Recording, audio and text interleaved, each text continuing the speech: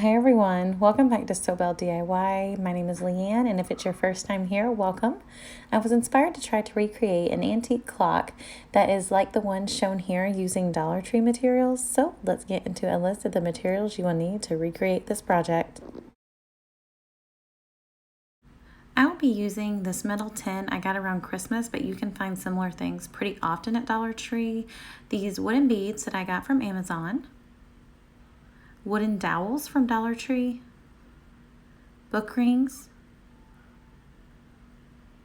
clear plate, scissors, hot glue gun and glue sticks, white spray paint, this brown paint, a stiff bristled paintbrush, and a black permanent marker. And if you don't have the permanent marker, black paint will work also. Sanding sponge, a small to medium-sized ornament or ping pong ball. I had these left over from Christmas, and cosmetic wedges. I had originally planned to use hot glue for this step, but it wasn't holding as well, so I opted for the super glue, and I am just applying it around this little ledge, and then I'm going to place it upside down on top of the tin. Hold for 15 seconds and let it cure.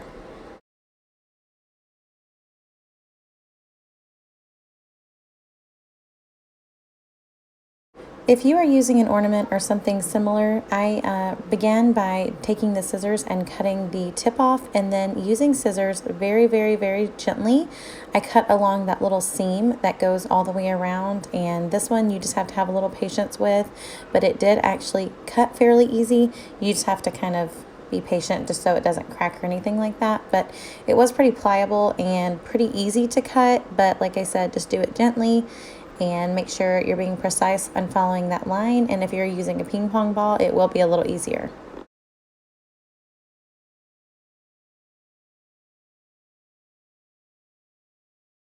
Moving on to the wooden dowel, I went with a piece that was about 1.5 to about 2 inches, and then I just lined it up with the next piece, and I put the wood in between the blade, and I applied a little pressure and rolled it back and forth, and after about a minute of doing this, it should just snap right in half.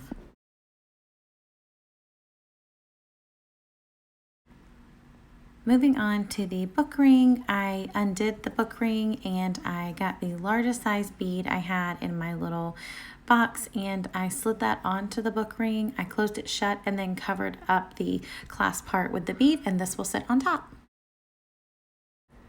Again, using the two largest size beads, what I'm doing is using these to act as the legs that will give it that good authentic looking lean back that clocks have, these old looking clocks have. So I'm just making a mark underneath where I think they will fit best and have the best support, and then I'm just using hot glue and putting them right there on the bottom.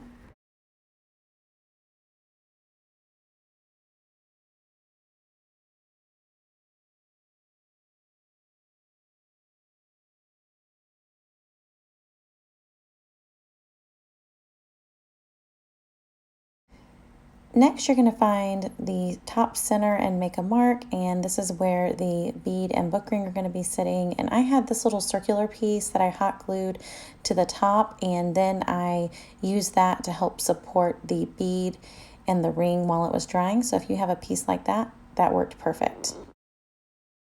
Next, I'm taking these two much smaller beads, and I will be gluing these on top of the ornament pieces, and these will be the bell for the top of the clock.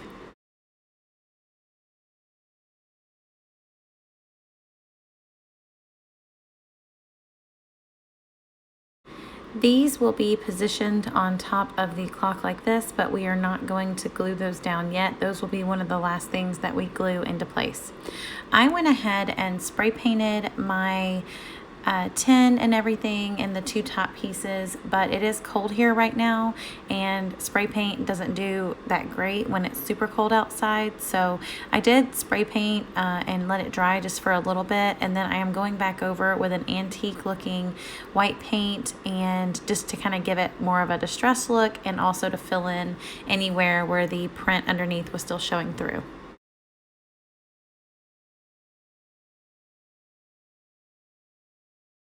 And you will want to make sure you go around the inside rim as well. Now we're going to be creating that chipped enamel look, and if you follow me and you've seen other videos, I've done this technique several times, but if you're new here, what you're going to do is you are going to go around edges and outline just little here and there areas like I'm doing here, and we're going to create the look of paint chipping away and the black showing through. So I'm just going around and lifted edges I try to hit, and then I just kind of create jagged, uneven looking scribbles, and that really does create a very authentic look for the chipped enamel.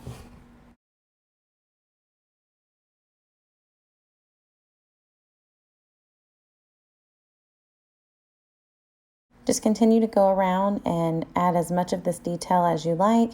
I do put it on the bottom of the little legs there, and the areas that would touch tables or touch surfaces that would have been rubbed over time as well. And again, just add as little or as much of this detail as you would like.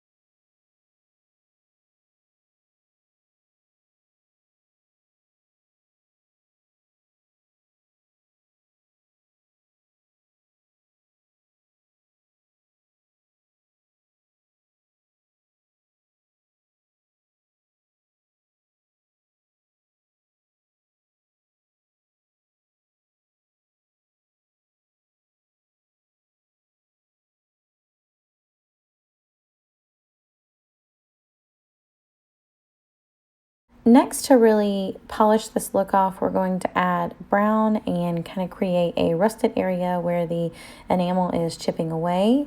And you're just going to want to use the stiffer bristled paintbrush because it helps to really create a jagged and very natural looking rust element.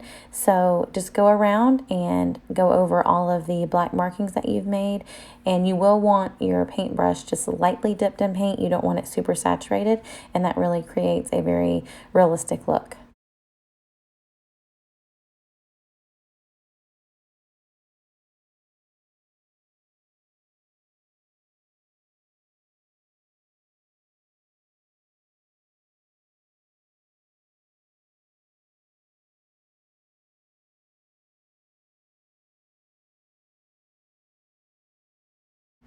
At the beginning of this video, I mentioned that the cosmetic wedges come in handy when doing this technique, and that is because if you feel like you get any excess, you can just use these to dab it off, and it just blends it in really nicely.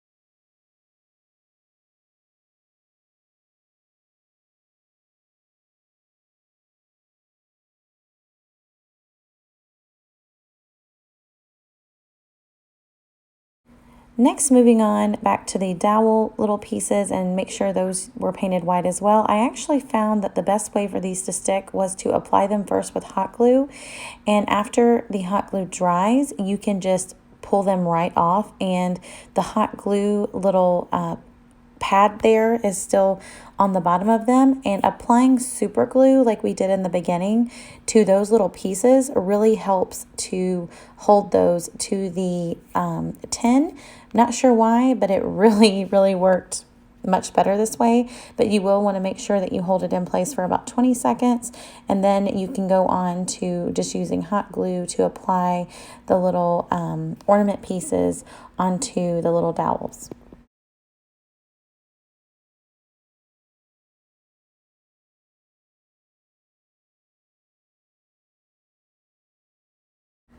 Next, moving on to the clock face, I did find this on Google and it is about 6 inches in width. So when you print it, you will want a 6-inch diameter.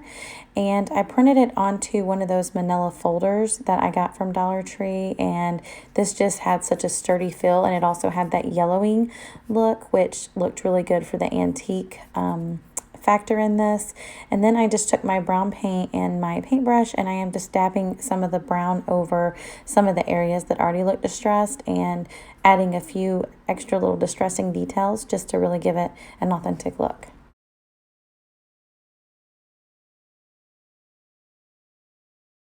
Next, I'm going to apply some Mod Podge to the face area of the clock, and just a generous amount, and make sure that it is spread around evenly. And then I am just going to lay the printout right on top and make sure that you do have it in the right direction.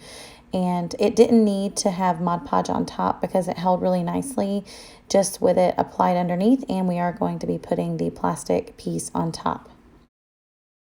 Lastly, you're going to take the plate and you'll want to apply just a few beads just around random places and work as fast as possible so it doesn't dry, and then you'll be placing it face down on top of the printout.